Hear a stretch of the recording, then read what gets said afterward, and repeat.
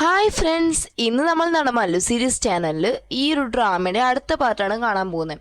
ഈ പാട്ടിൻ്റെ സ്റ്റാർട്ടിങ് സീനിനെ കുറച്ച് നേരം മുമ്പ് എന്താ സംഭവിച്ചെന്ന് കാണിക്കുവാണ്. നമ്മുടെ ഇൻസ്പെക്ടർ കോടതി അവിടെ നിന്ന് ആ CCTV ദൃശ്യങ്ങളെല്ലാം കൊടുക്കാനായി പോയി കാണും. പോയിട്ട് ആ ഒരു കാറിൽ ക്യാബൊക്കെ വിളിച്ച് പോകുന്ന സമയത്താണ് അവന് ഓർമ്മ വരുന്നത് അവൻ്റെ ആ ഒരു വാലറ്റ് എടുത്ത് കാണത്തില്ല. അപ്പോൾ അവന് തോന്നും ദൈവം ഗ്രാസ് ഹോപ്പേഴ്സിൻ്റെ ശല്യം ഇങ്ങനെ നിൽക്കുമ്പോൾ അത് സ്റ്റേഷനിലായാലും വേണ്ടില്ല, അവർ ചിലപ്പോൾ എടുത്തുകൊണ്ട് പോകാൻ ചാൻസ് ഉണ്ട് എന്ന് പറഞ്ഞിട്ട് ഇവൻ വെപ്രാളപ്പെട്ട് വന്ന് നോക്കുക കേട്ടോ. വരുന്ന സമയത്താണെങ്കിൽ നമ്മുടെ ഹീറോയിൻ അവിടെ ഇല്ലല്ലോ. പിന്നെ ആകെ മൊത്തം ടെൻഷനായിട്ട് ഇവൻ വന്ന് അന്വേഷിക്കുന്ന സമയത്തും ടണലിൻ്റെ അവിടെയുള്ള ഡോറ് മാത്രം ഓപ്പണായി കിടക്കുന്നു. ഇവൾ ഈ വഴിക്ക് പോയിണ്ടോ എന്ന് അറിയാൻ വേണ്ടിയിട്ട് ടണൽ വഴി ഇറങ്ങി നോക്കുമായിരിക്കും കേട്ടോ. ആ സമയത്താണ് നമ്മുടെ ഹീറോയിൻ ആരാണ്ട് അടിച്ചിടുന്നതും അവളുടെ ശബ്ദം കേട്ടിട്ട് അവൻ അങ്ങോട്ട് ഓടിച്ചെല്ലുന്നതും. മാത്രമല്ല ആ സമയത്ത് ഇവൾ അടിച്ചിട്ട് ആൾ ഓടുന്നത് കാണുമ്പോൾ ആളുടെ പിന്നാലെ ഇപ്പോൾ ഓടാൻ നിൽക്കും കേട്ടോ. പക്ഷെ എന്തെന്ന് വെച്ച് കഴിഞ്ഞാൽ കാല് തടഞ്ഞിട്ട് അവനങ്ങ് മുന്നോട്ട് പോകാൻ പറ്റത്തില്ല. മാത്രമല്ല അയാൾ ഓടി രക്ഷപ്പെടും. ഒരു വാലറ്റ് മാത്രം നമ്മുടെ ഇൻസ്പെക്ടർ കോൻ്റെ കയ്യിൽ കിട്ടും. ആ വാലറ്റ് വേറെ ആരുടെയല്ല, ഇത് വന്ന് ആ ഒരു സിറ്റി കമ്മീഷണർ ഉണ്ടല്ലോ അവരുടെ വാലറ്റ് കേട്ടോ. ഹീറോയിൻ അത് നോക്കിയിട്ട് ഷോക്ക് ആവുകയാണ്. എന്നിട്ട് ഇവർ നേരെ അവരുടെ ആ ഒരു ഓഫീസ് റൂമിലേക്കൊക്കെ വരികയാണ്. മാത്രമല്ല മറ്റ് പോലീസുകാരും വിളിച്ചിരുത്തിയിട്ട് ചോദിക്കുവാണ്, എങ്ങനെയാണ് നീ ഇങ്ങനെ ടണലിൽ പോയത്, അങ്ങനെ പോകാൻ പാടില്ല എന്നും നിനക്ക് അറിയത്തില്ലേന്ന് ചോദിക്കുന്ന സമയത്തും ഹീറോയിൻ പറയാണ്, വേറെ ഒന്നുമല്ല, ഞാൻ പെട്രോളിങ്ങിനായിട്ട് ഇറങ്ങി നടന്നതാ. ആ സമയത്ത് ടണലിൽ നിന്ന് സൗണ്ട് കേട്ട് അതുകൊണ്ട് ഞാൻ കീഴ്ത്ത് തുറന്നിട്ട് ഇറങ്ങി നോക്കിയതാ, വേറെ ഒന്നുമല്ല എന്നുള്ള രീതിക്ക് പറയുന്ന സമയത്തും ഹീറോ പറയണം, ഇനി മേലാക്ക് അങ്ങനെയൊന്നും പോകാൻ നിൽക്കരുത്. ഒരു പ്രാവശ്യം ഇതുപോലെ തന്നെ ഒരു പോലീസ് ഓഫീസർ എങ്ങനെയുണ്ട് ഈ ടണലിൽ ഇത് ഓപ്പൺ ആക്കി വെച്ചിട്ട് അത് അടയ്ക്കാൻ എങ്ങാണ്ട് മറന്നുപോയി, അതുകൊണ്ട് അയാളെ ജോലിയിൽ നിന്ന് തന്നെ പറഞ്ഞു വിട്ടു. അവിടെ എനിക്ക് റിസ്ക് ഒന്നും ഉണ്ടാക്കുന്ന പണിക്ക് നിൽക്കരുതെന്ന് ഹീറോ പറയുകയാണ്. അവിടെ നിന്ന് സീൻ കട്ടായി കഴിഞ്ഞാൽ പിറ്റേന്ന് വന്നിട്ട് നമ്മുടെ ഇൻസ്പെക്ടർ ആളുടെ അമ്മയെ കാണാൻ പോട്ടെ. ആളുടെ അമ്മയ്ക്ക് എന്തോ മെൻ്റൽ ഇഷ്യൂസൊക്കെ ഉണ്ട്. അപ്പോൾ ആൾക്ക് വന്ന ആളുടെ മോനെ പോലും തിരിച്ചറിയാൻ പറ്റാത്ത അവസ്ഥയാണ്. അപ്പോൾ ഇവൻ ചെന്നിരുന്ന അമ്മയുടെ അടുത്ത് ഇങ്ങനെ സന്തോഷത്തോടെ ഇരിക്കുന്ന സമയത്ത് ആ ഒരു ലേഡി ചോദിക്കുവാണ്, നീന്ത് ഇവിടെ നിനക്ക് എത്ര വയസ്സെന്നൊക്കെ ചോദിക്കുന്ന സമയത്ത് ഇവൻ പറയും, എനിക്ക് 30 വയസ്സെന്ന് പറയും. അപ്പോൾ നിനക്ക് നല്ല പ്രായമുള്ള, എനിക്ക് 17 വയസ്സേ ഉള്ളൂ, നിനക്കൊക്കെ നല്ല പ്രായമായെന്നൊക്കെ പറയുകയാണ്. ആക്ച്വലി ഇവൻ്റെ അമ്മയ്ക്ക് എന്തൊരു മെൻ്റൽ ഇഷ്യൂ ഉണ്ട്, അതുകൊണ്ടാണ്.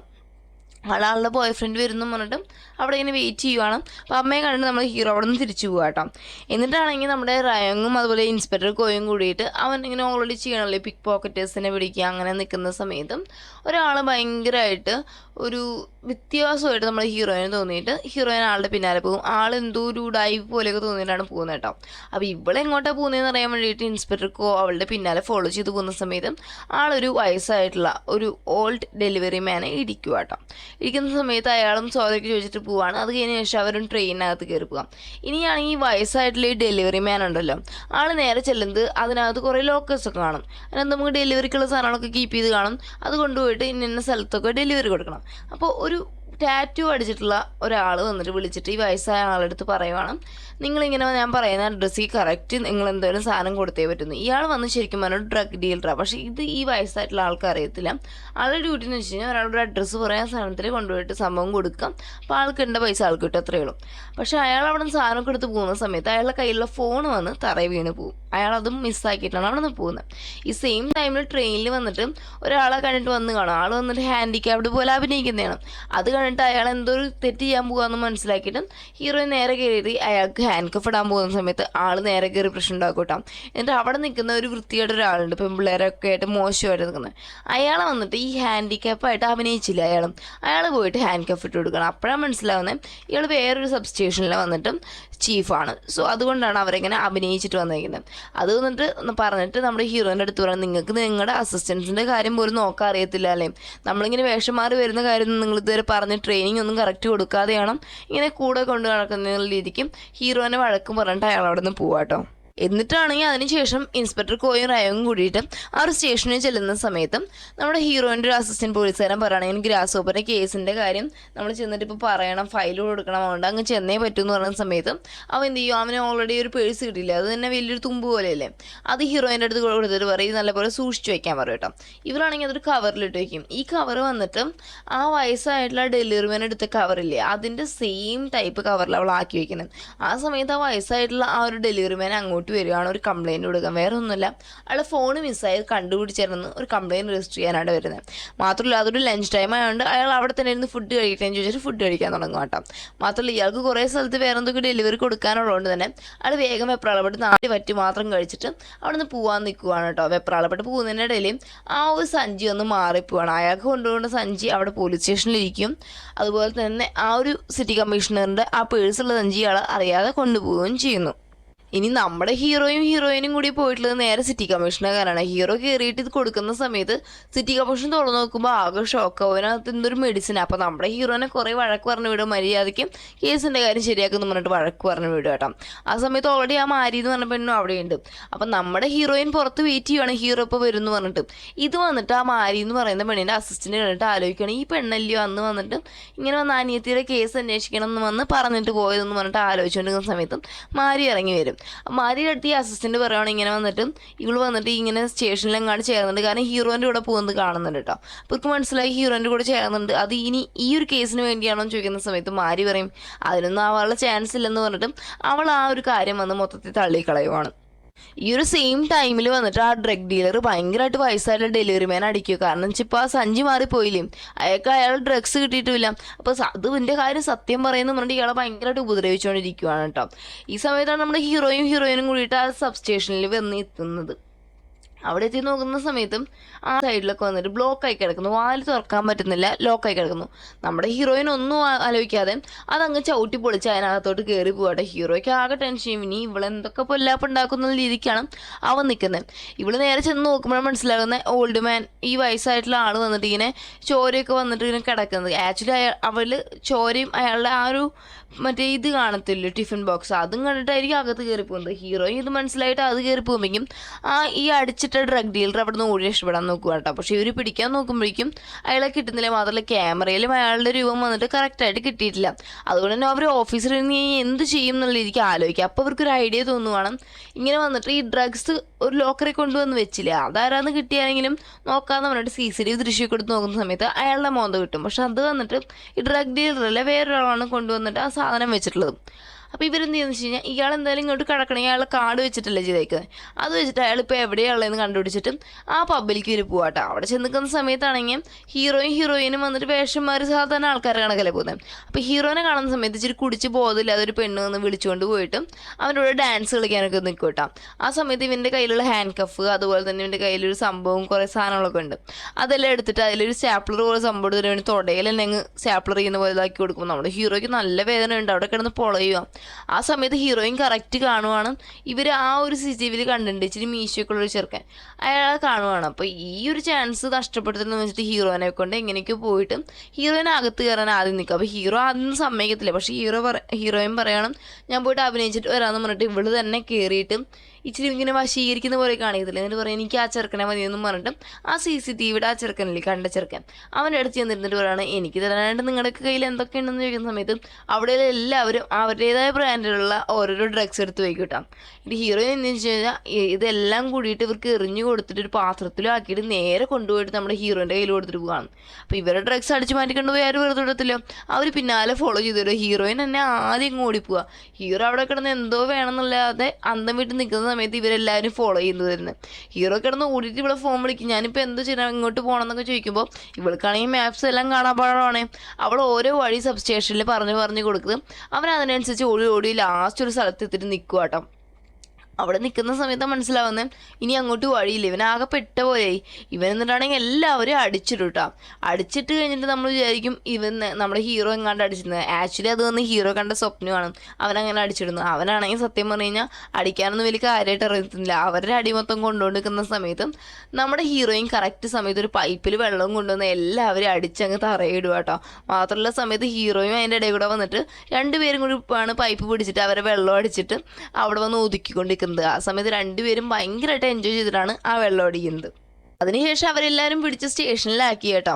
എന്നിട്ടാണെങ്കിൽ ഹീറോയിൻ ചോദ്യമൊക്കെ ചെയ്യാൻ തുടങ്ങുവാണ്. അപ്പോൾ ഇൻസ്പെക്ടർ കോയാണെങ്കിൽ ഇരുന്നിട്ട് ഇവളുടെ കൂടെ ആ വെള്ളം അടിച്ചതും ആ നല്ല നല്ല മെമ്മറീസ് എല്ലാം ആലോചിച്ച് ആസ്വദിച്ച് ചെയ്ത് നിൽക്കുന്ന സമയത്ത് ഇവളാണെങ്കിൽ ഭയങ്കരമായിട്ട് അവർ ചോദ്യം ചെയ്യുന്നത് കേട്ടോ. മാത്രമല്ല അപ്പോൾ അസിസ്റ്റൻസിൽ ഒരു പോലീസുകാരൻ വന്നിട്ട് പറയുകയാണ് ഇവരിങ്ങനെ ചോദ്യം ചെയ്താൽ ശരിയാവത്തില്ല. മാത്രമല്ല ഹീറോ ഒരു കാര്യം പറയണം, നിങ്ങൾ മര്യാദയ്ക്ക് പറയുവാണെങ്കിൽ കുഴപ്പമില്ല, അല്ലെങ്കിൽ നിങ്ങൾ എത്ര വർഷത്തോളം ജയിലിൽ കിടക്കേണ്ടി വരുന്നറിയോ, നിങ്ങൾക്കിപ്പോൾ തീരുമാനിക്കാൻ എന്തോ വേണമെന്ന്. ഈ സെയിം ടൈമിൽ വന്നിട്ട് ഹോസ്പിറ്റലിലാക്കി കാണും ആ വയസ്സായിട്ടുള്ള ആ ഡെലിവറി മാനെ. അയാളെ വന്നിട്ട് അവിടുന്ന് ആ ഡ്രഗ് ഡീലർ വന്ന് കിഡ്നാപ്പ് ചെയ്തുകൊണ്ട് പോകണം. കാരണം ആൾക്ക് ആളുടെ ഡ്രഗ്സ് കിട്ടണം, അതിന് വേണ്ടിയാണ് അയാൾ അങ്ങനെ ചെയ്യുന്നത്. ഇതേ സമയം ഇൻസ്പെക്ടർ വന്നിട്ട് ഈ പിടിച്ചു വെച്ചിട്ടില്ലേ കുറേ ആൾക്കാർ, അവരുടെ അടുത്ത് പറയുകയാണ് ഞാൻ വേണമെങ്കിൽ നിങ്ങളെ വെറുതെ ഇടാം, പക്ഷെ നിങ്ങളൊരു കാര്യം ചെയ്യണം, എനിക്ക് വേണ്ടി ആ ഒരു ഡ്രഗ് ഡീലർ ഡീറ്റെയിൽസ് നിങ്ങൾ തരുവാണെങ്കിൽ നിങ്ങളുടെ കാര്യത്തിൽ ഞാൻ തീരുമാനം ഉണ്ടാക്കാമെന്ന് പറയുന്ന സമയത്ത് അതിൽ ഇവർ ആ CCTV കണ്ട ആൾ പറയുകയാണ് ആക്ച്വലി എനിക്ക് വലിയ കാര്യമായിട്ടൊന്നും അറിയത്തില്ല, സംഭവം എന്താണെന്ന് വെച്ച് കഴിഞ്ഞാൽ ഇവർ വന്ന് പൈസ വാങ്ങാൻ വരുന്നത് വന്നിട്ട് ഒരു വെൻഡിങ് മെഷീൻ ഉണ്ട് അതിൻ്റെ അടിയിൽ നിന്നാണ്, പക്ഷെ അത് എവിടെയാണെന്നൊന്നും എനിക്ക് അറിയത്തില്ല എന്നുള്ള കാര്യം പറയണം. മാത്രമല്ല ഇവനെ ഇങ്ങോട്ട് വേണം അയാൾ വിളിക്കാൻ, അല്ലാതെ ഇവനെ അങ്ങോട്ട് വിളിച്ച് കഴിഞ്ഞാൽ ഡൗട്ട് വന്നു.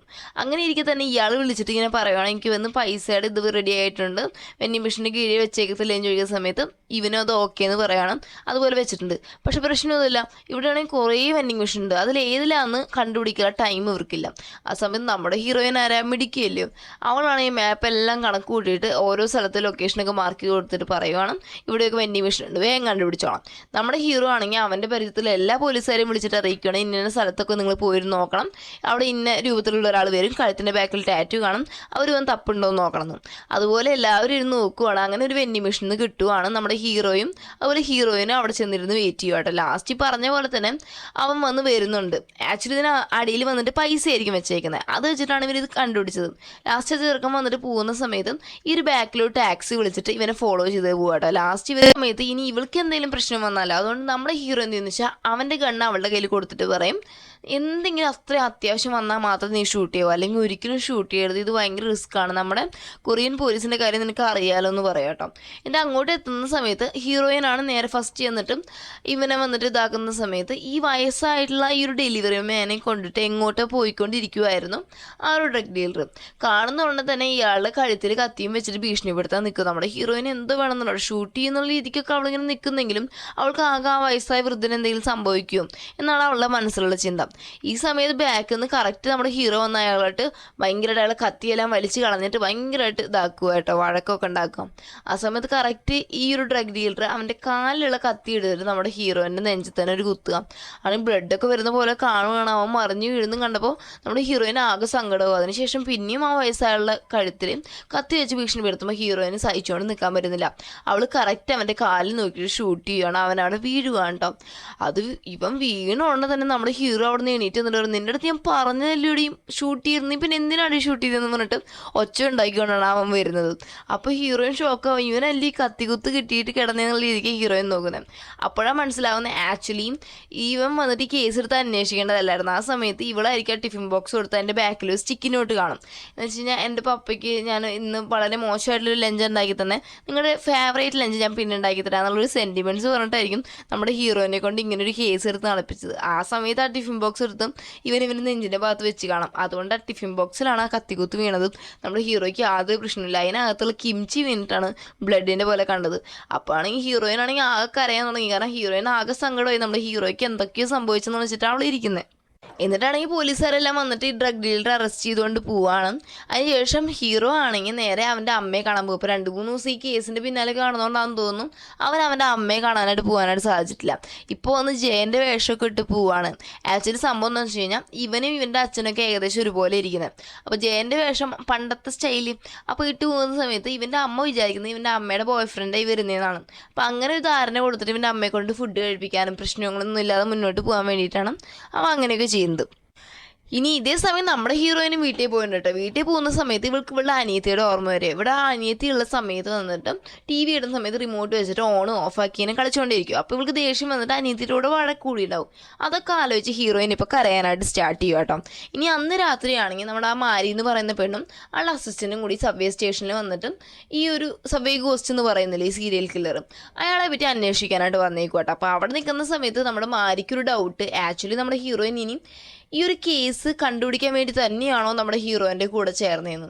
അപ്പോൾ ഇത് മനസ്സിലാക്കിയ അസിസ്റ്റൻറ്റും ആ ഒരു കാര്യം സൂചിപ്പിക്കുമ്പോൾ നമ്മുടെ ഈ മാരി എന്ന് പറഞ്ഞ പെണ്ണ് പറയാണ് നമ്മൾ പറഞ്ഞ പോലെ ആ ടണലിൽ വരാൻ ചാൻസ് ഇല്ല, അതിനൊരു ചാൻസ് ഞാൻ കാണുന്നില്ല. പക്ഷേ എന്നിരുന്നാൽ പോലും നീ ഒരു കാര്യം ചെയ്യും, എല്ലാ ഡോക്യുമെൻറ്റ്സും തുടക്കുന്ന ഒരു അവസാനം വെറുതെ എനിക്ക് സബ്മിറ്റ് ചെയ്യണം എന്ന് പറയുന്ന സമയത്ത് ഈ അസിസ്റ്റൻറ്റ് പറയാം അത് കുറേ കാണത്തില്ലെന്ന്. അപ്പോൾ ഈ മാരി എന്ന് പറഞ്ഞ പെണ്ണ് പറയാം അതൊന്നും പ്രശ്നമില്ല, എത്രയാണെങ്കിലും എനിക്ക് ഈ കേസ് സോൾവ് ചെയ്തേ പറ്റുമെന്ന് പറഞ്ഞിട്ട് അവരവിടെ നോക്കി നിൽക്കുക കേട്ടോ. ഇതേ സെയിം ടൈമിൽ ആ ടണലിൻ്റെ ഏതോ ഒരു ഭാഗത്തും ഒരാൾ വന്നിട്ട് ഒരു ലൈറ്റ് അടിച്ചിട്ട് ഇവിടെ കൊന്നിട്ടില്ലേ കുറേ പേരെ, അവരുടെ ഫോട്ടോസ് എല്ലാം നോക്കി ലാസ്റ്റ് വന്ന് നമ്മുടെ ഹീറോയിൻ്റെ അനിയത്തിയുടെ ഫോട്ടോ കാണിക്കുകയാണ് ബ്ലഡായി കിടക്കുന്ന പോലെ. ഈ ഒരു സീനോട് കൂടിയാണ് നമ്മുടെ ഇന്നത്തെ പാർട്ട് ഇവിടെ അവസാനിക്കുന്നത്. ഓക്കെ ഫ്രണ്ട്സ്, നിങ്ങൾക്ക് ഈ വീഡിയോ ഇഷ്ടപ്പെട്ടാൽ ലൈക്ക് ചെയ്യാനും ഷെയർ ചെയ്യാനും സബ്സ്ക്രൈബ് ചെയ്യാനും മറക്കൽ മാത്രമല്ല നെക്സ്റ്റ് ഒരു വീഡിയോ ആയിട്ട് വരുന്നതായിരിക്കും. Bye bye.